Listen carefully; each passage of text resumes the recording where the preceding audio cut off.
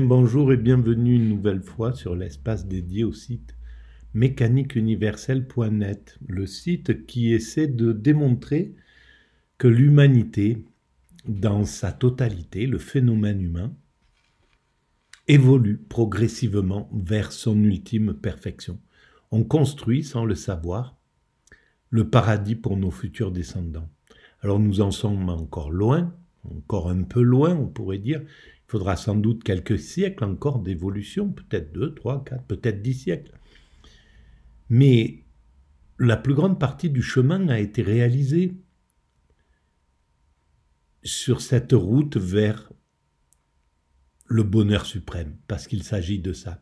Le bonheur suprême, le plus haut degré de la sensation de l'esprit, c'est-à-dire l'extase, l'éveil, le nirvana, peu importe comment on appelle cet état sublime. Donc c'est vers cette finalité qu'il me semble l'humanité se dirige. Et c'est ce que j'essaie de démontrer de façon rationnelle. C'est pas une vision, une sorte d'utopie ou un désir. C'est l'humanité, selon moi, tout converge vers ce point-là. Tout travaille à atteindre cet état de perfection. Alors, parfois je commente, j'essaie de démontrer cette théorie à partir d'ouvrages que je lis. Ça me permet en même temps de les mettre en lumière. Par exemple, là, j'ai trouvé cet ouvrage-là de Louis Lavelle, L'erreur de Narcisse. Alors, c'était un professeur de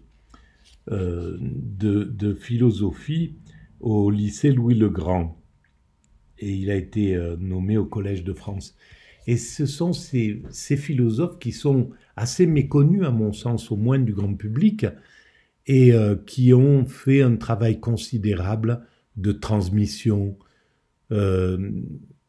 Pour avoir suivi quelques cours de philo à la fac de Nice, au tout début de la mécanique universelle, j'ai vu à quel point ces professeurs étaient passionnés et transmettaient cette passion à leurs élèves. C'était un vrai régal. Évidemment, ce n'est pas tous, mais globalement, il y a un travail inouï, un travail sans grande lumière, sans être mis en lumière, et qui permet à la France, par exemple, d'avoir cette pensée aussi puissante, cette réflexion aussi puissante.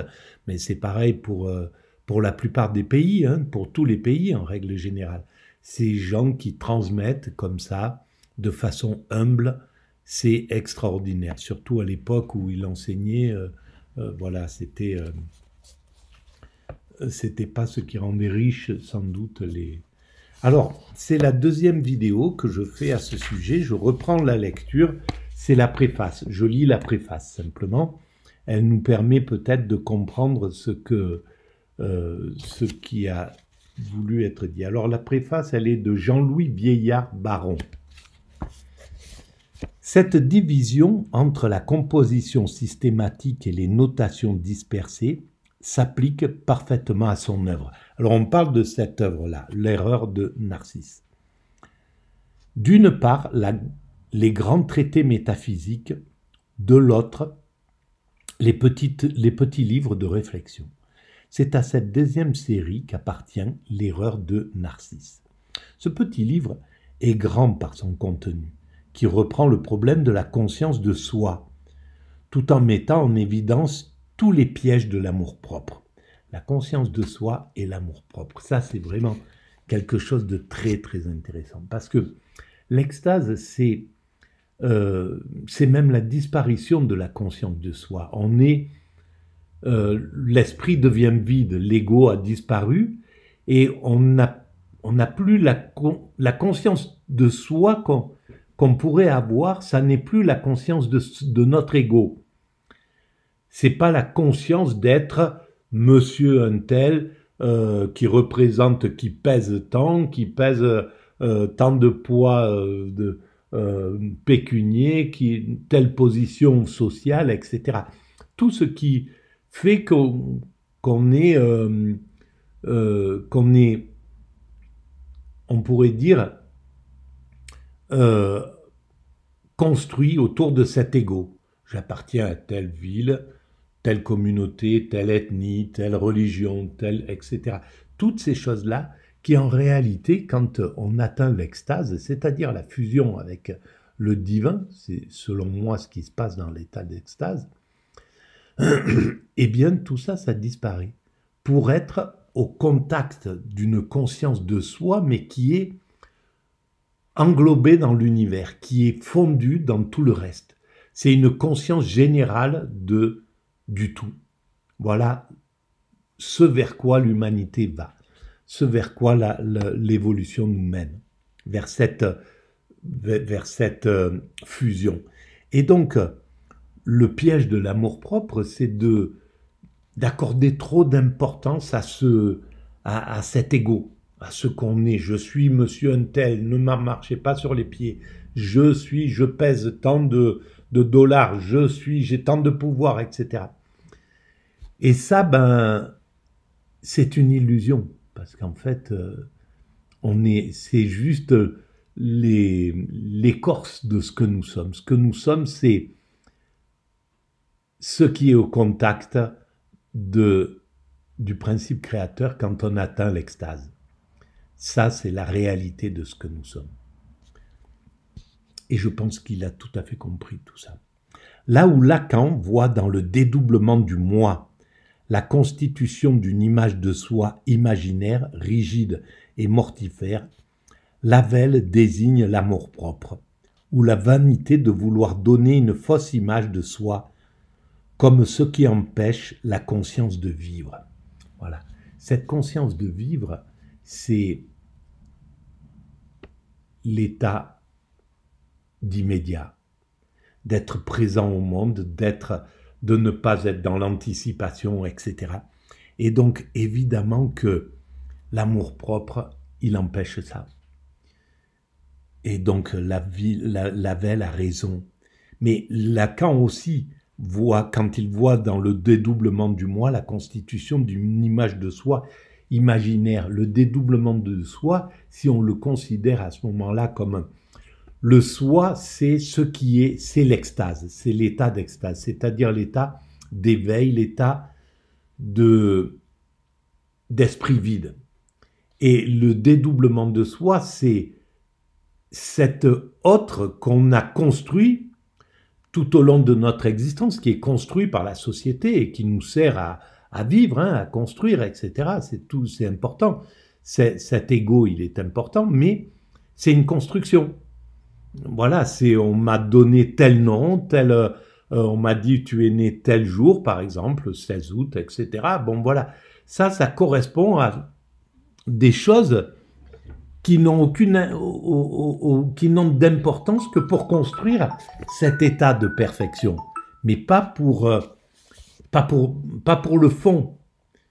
Parce qu'en réalité, nous sommes des primates naturels, et nos cousins primates naturels n'ont pas besoin de savoir qu'ils sont nés tel jour, etc. Ils arrivent à vivre tranquillement sans avoir la construction sociale que les humains ont développé depuis qu'ils se sont séparés des autres primates.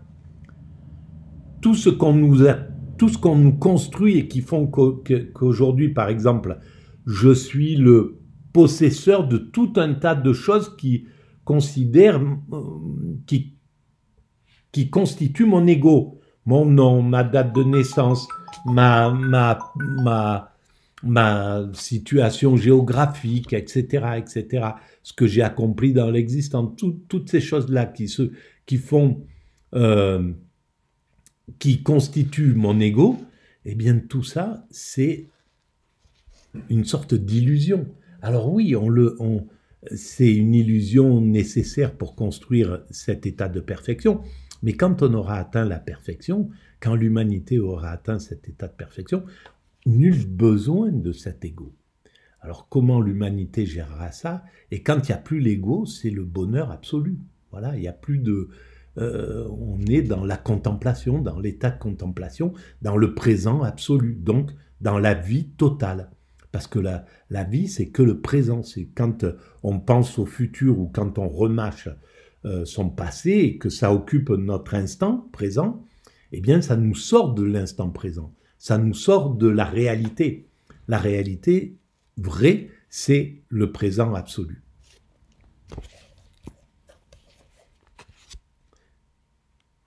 L'erreur de Narcisse, sous les apparences de modeste ouvrage de réflexion morale, est en fait un véritable guide spirituel fondé sur la métaphysique de l'existence comme ouverture à la réalité de l'esprit. C'est ça, c'est à comprendre ce que c'est que notre esprit, sa réalité pure. En fait, c'est ça. Lorsqu'il n'y a plus l'ego, on atteint l'esprit pur, la vérité claire. Qu'on nous permette ici de citer les mots de Pierre Hadot, philosophe contemporain particulièrement clairvoyant. Philosophe, Pierre Hadot, il a écrit, je crois, autant que je me souvienne, sur Plotin, et c'est un philosophe spiritualiste aussi. C'est des philosophes qui sont en lien avec le divin, qui parlent du divin, pour qui le divin a quelque chose, a une réalité. Donc il écrit ça, Pierre Hadot. J'ai beaucoup aimé aussi le livre de Louis Lavelle, L'erreur de Narcisse, parce que la suite de courtes méditations qui forment ce petit ouvrage, et qui sont chacune une invitation à pratiquer un exercice spirituel, conduit peu à peu le lecteur à ce présent où se trouve situé le sommet de notre conscience, et à la prise de conscience de la présence pure. Ce présent dont je parle, je découvre en même temps que je lis, je ne l'ai pas lu le livre. C'est bien ça, donc il a compris, Pierre Hadot, il a lu le livre, il a compris ce que voulait dire Louis Lavelle, et Louis Lavelle a compris que le présent, c'est tout est là. Et alors à son époque, il ne pouvait pas sans doute dire l'humanité va vers cet état de présent absolu, parce qu'il manquait encore des choses. Il est né en 1883, donc quand il avait 30 ans ou 40 ans, il était encore avant qu'on ait créé l'ONU, l'UNESCO, l'OMS, et qu'on puisse comprendre qu'on va vers cette unification de l'humanité. Et donc qu'il puisse mettre une logique à cette évolution. Je continue. Cette pure présence en face de laquelle nous met Lavelle, c'est la présence de l'esprit en sa liberté. Et c'est clair que dans l'état présent absolu, dans l'extase, c'est la liberté absolue. Pour avoir expérimenté l'extase, pour en avoir fait l'expérience par inadvertance, qui a duré une semaine, cette expérience-là, on est dans la liberté totale. L'esprit, il n'a plus il n'y a rien qui l'empêche à cette liberté. La peur de demain, de tout à l'heure, des choses, des gens, le poids du passé, tout ce que j'ai vécu comme traumatisme et qui sont restés inclus dans mon esprit, donc tout ça, ça disparaît, et donc on est dans une liberté totale. C'est là, c'est la liberté absolue. De l'esprit en sa liberté, présence qui s'oppose à toute objectivation. Alors, qu'est-ce qu'il veut dire par toute présence qui s'oppose à toute objectivation? Objectif, alors est-ce que c'est de l'objectif? Quand on est dans l'état d'extase, il n'y a plus d'objectif. Ça, c'est clair. Alors, est-ce que c'est ça l'idée? Est-ce qu'on objectivise les choses? On dit ça, c'est à moi, cette chose-là, c'est à moi. Dans l'état d'extase, ça ne marche plus. On est au contact des choses, les choses sont là, elles rentrent, c'est pas pour ça qu'on va essayer de traverser le mur en croyant que ça n'existe pas. On sait que c'est le mur, mais on n'objectivise pas cette chose-là. Et donc, on est en fusion avec le tout. On est un des objets, en gros, au milieu de tous ces objets. Et comme il n'y a plus d'intentionnalité, l'objet, il reste dans sa présence. Parce que moi, là, cet objet qui est là-bas, qui est une sculpture, ça représente quelque chose. Pour moi, ça a une valeur, un prix, etc. C'est quelque chose qui occupe mon esprit parce qu'il est important pour moi. Il représente tant, il représente 200 € par exemple. Bon voilà, c'est quelque chose que je veux pas casser, que je veux pas perdre, que je veux pas, etc., etc. Dans l'état d'extase, cette sculpture est toujours là, mais elle a aucun intérêt. Elle a plus cet intérêt-là. Elle est juste là comme si on traverse un paysage et qu'on voit les choses et qu'on a l'esprit libre et qu'on voit, évidemment, on sait qu'on est dans une forêt, sur une plage ou n'importe, mais on n'y fait pas attention. Il n'y a pas d'attention. Voilà, c'est ça l'idée. Il n'y a pas d'attention. Ce sont bien des exercices spirituels que nous propose le philosophe qui sait, comme il l'écrit dans la parole et l'écriture, que il n'y a point d'ouvrage, même s'il ne traite pas des mœurs, que son auteur n'ait commencé comme une règle de vie ou comme un livre de raison. Ben, ça veut dire, à mon sens, qu'il a vécu, c'est sa règle de vie, il a compris ce que c'est qu'être dans la présence absolue, dans le présent total. Il a compris. Donc il y a quelque chose qui, soit il a expérimenté, soit sa réflexion lui a permis de comprendre totalement ce qu'il veut, ce que c'est que le présent. Écrire un livre est un exercice de rigueur. Régler sa vie, en faire les comptes, voilà ce que signifie un livre de raison. Il ne s'agit pas de faire des homélies, mais d'entraîner dans une pratique le chapitre 7 du chapitre 5, intitulé « Les défaites de la sensibilité », est un bel exemple d'exercice spirituel. La sensibilité est d'abord réceptivité à la souffrance. Être sensible, c'est être exposé à souffrir. Mais si nous surmontons l'obstacle majeur qui est l'amour-propre, nous pouvons nous rendre disponibles au plaisir. La douleur nous révolte, certes, mais le plaisir nous humilie, car il est un don que nous devons accepter. Et la veille de conclure en des termes que Nietzsche n'aurait pas désavoués. Il faudra peut-être un jour que l'homme apprenne de nouveau à dire oui au plaisir, comme il apprenait autrefois à dire oui à la douleur.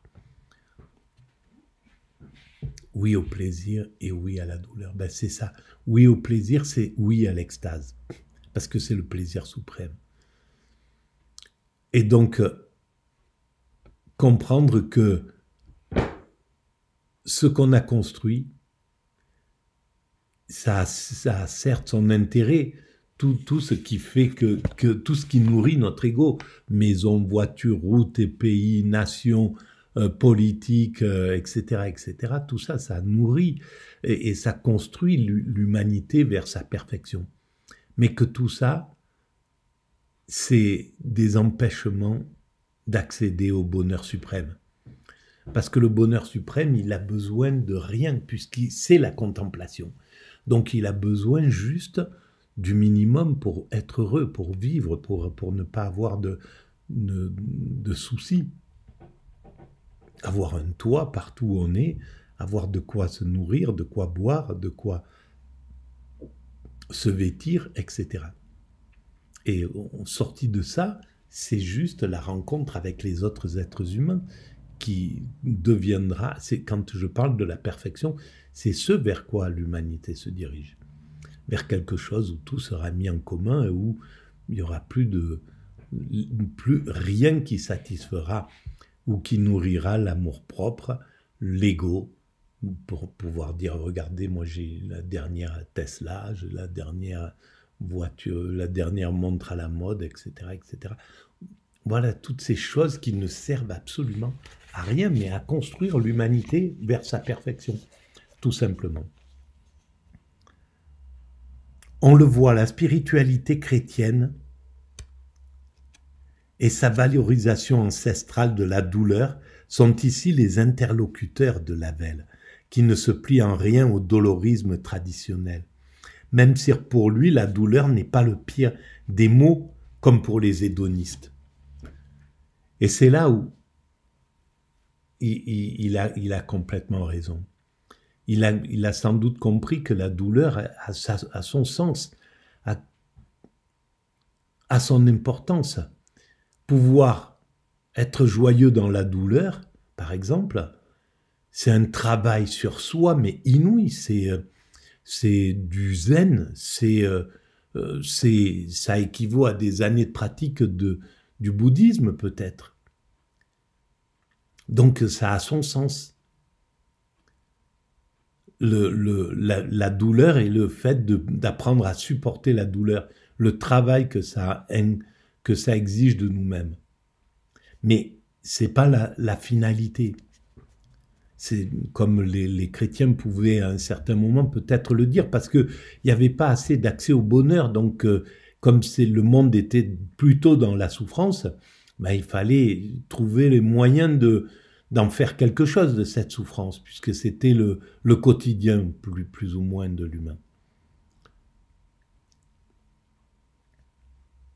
Voilà. Alors, le livre qu'on va lire est un chef-d'œuvre par la pensée et par le style. L'écriture est dépouillée de toute technicité philosophique. Ça, c'est génial, j'adore ça. Mais la pensée est ferme et toujours orientée vers la cime de l'âme. La lucidité de Lavelle ne fait éluder aucune des difficultés liées à la vanité des hommes et à leur jalousie mutuelle. Tout ça, c'est la souffrance. Vanité, jalousie, tout ça, c'est que des moteurs de la souffrance. Et donc, s'échapper de ça, en atteignant l'extase, c'est justement s'échapper de toute douleur, de toute possibilité de douleur. La lucidité de Lavelle ne fait éluder aucune des difficultés liées à la vanité des hommes et à leur jalousie mutuelle. Mais une lumière supérieure baigne ces pages, au-delà de tout effort de la volonté. C'est elle qui fait l'unité très forte de ces fragments regroupés en 12 chapitres, qui sont comme les 12 mois de la grande année de la vie spirituelle. Les 4 premiers sont consacrés à la conscience de soi et aux moyens d'en saisir la vérité, par la sincérité et la simplicité spirituelle. L'aventure de Narcisse est le point de départ. Son erreur est de vouloir contempler une image immobile de lui-même. Et cette erreur l'entraîne dans la mort, car la vie est mouvement, action. Alors il y a ça. Donc il se contemple et il reste dans l'état de contemplation. Mais il ne contemple pas la totalité qui lui permettrait de vivre. Il focalise sur quelque chose avec les valeurs de l'ego, la beauté. Il est subjugué par sa propre beauté parce qu'il est lié à ces valeurs de la vie ordinaire, de la conscience ordinaire, de l'esprit ordinaire. Donc il ne peut pas atteindre l'extase. L'extase, ça serait la contemplation, mais pas de lui-même, la contemplation du tout. Dans l'état d'extase, la beauté, sa propre beauté, est équivalente à la beauté d'un moustique, d'une crotte de chèvre, ou de l'air, ou de l'eau, ou d'une forêt, ou de l'arbre, ou d'un tractopelle. Donc tout est parfait, tout est beau. Donc on ne peut plus focaliser sur la beauté égoïste, sur la beauté narcissique. Et c'est ce qui fait ce qui l'entraîne vers la mort. Et il ne peut plus bouger, en fait. Il est focalisé sur ça. Dans l'extase, on bouge, on marche, on voit, on va à la rencontre des autres. On est dans un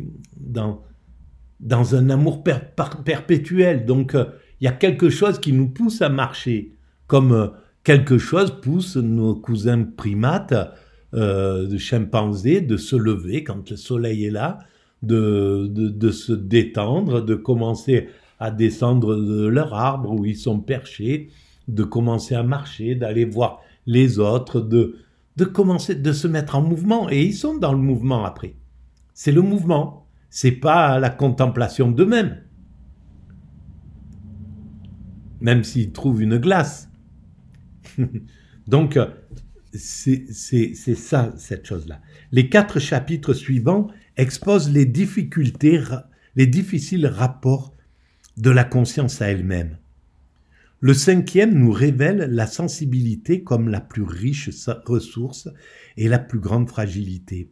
Le 6e porte sur l'indifférence et l'oubli, condition nécessaire du désintéressement et du dépouillement, autrement dit des beaux renoncements par lesquels notre être se recueille dans la solitude de son essence et de sa vérité. Fermez les guillemets.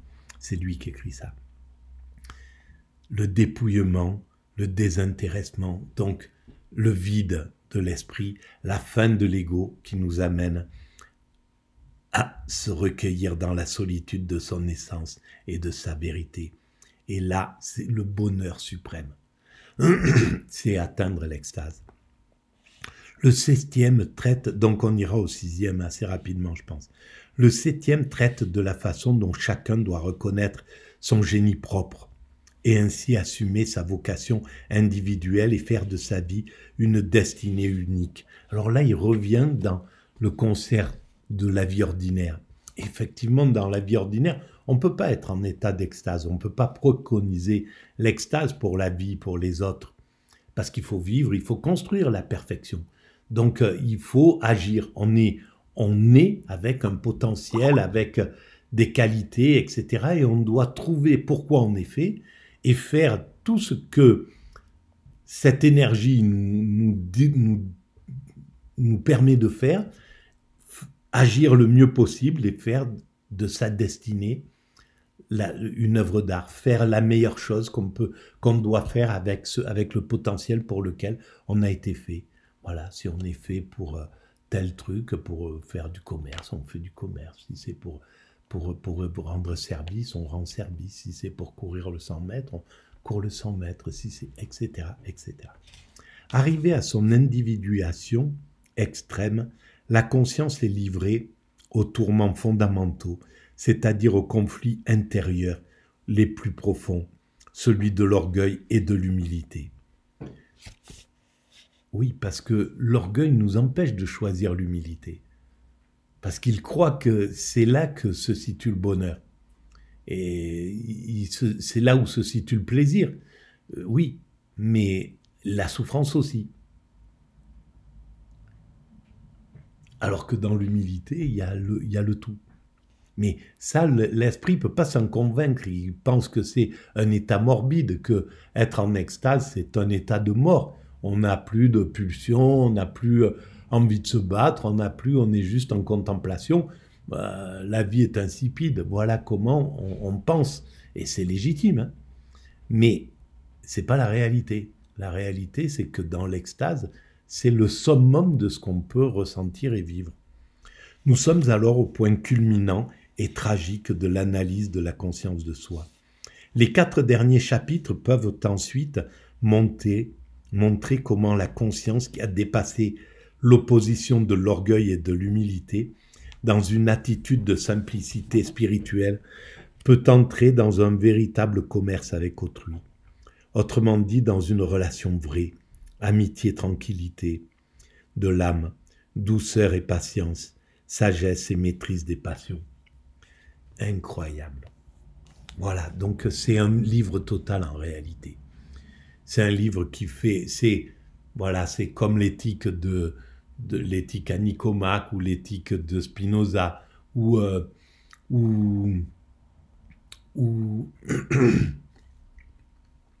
la République de Platon ou la phénoménologie de l'esprit de Hegel. Voilà, ce sont des livres totaux qui font la totalité. Et donc, il finit par cet état-là, par cet état de sagesse, de paix, de tranquillité, de l'âme, de douceur, de patience, d'état d'extase en réalité, c'est ça. Telles sont les attitudes qui ouvrent à l'âme ce que le dernier chapitre appelle l'espace spirituel. C'est pas pour rien qu'il l'appelle l'espace spirituel. Il pourrait l'appeler l'espace de l'acmé, le plus haut degré de l'homme, mais ordinaire. Non, c'est bien un espace spirituel. C'est-à-dire la lumière divine qui unit les hommes dans sa pureté. Et qui unit les hommes et tout le reste. Les hommes, même à la tôle, à la ferraille, aux cailloux, aux graines de poussière, à la bouse de vache, à n'importe quoi. On est dans l'unité, dans cet état d'extase. Commentant librement l'une des béatitudes de l'Évangile, Lavelle l'oppose à l'attitude qui conduit Narcisse à la mort. Heureux ceux qui ont le cœur pur, car ils verront Dieu. Mais Narcisse ne veut voir que lui-même. Quand on a le cœur pur, on reçoit tous les dons, mais Narcisse ne veut recevoir que lui-même. Voilà la différence. Que lui-même pour don. Mais Narcisse ne veut recevoir que lui-même pour don. Et c'est ça le problème. C'est pas le fait d'être en contemplation. C'est que le problème de Narcisse, c'est d'être en contemplation sur une seule chose, et sur une chose qui est liée à l'ego. Donc qui ne lui permet pas d'être en contemplation sur le tout. S'il était en contemplation de lui-même, mais qui soit en contemplation pour une mouche aussi bien que pour lui-même, qui trouve une mouche aussi belle que lui-même, une feuille un brin d'herbe aussi beau que lui-même, etc. Dans ces cas-là, il serait dans une contemplation divine, dans une contemplation spirituelle. Voilà. Eh bien, on va arrêter là pour cette vidéo. Voilà, les amis. Merci de votre écoute et je vous dis à très bientôt. N'oubliez pas de vous abonner, de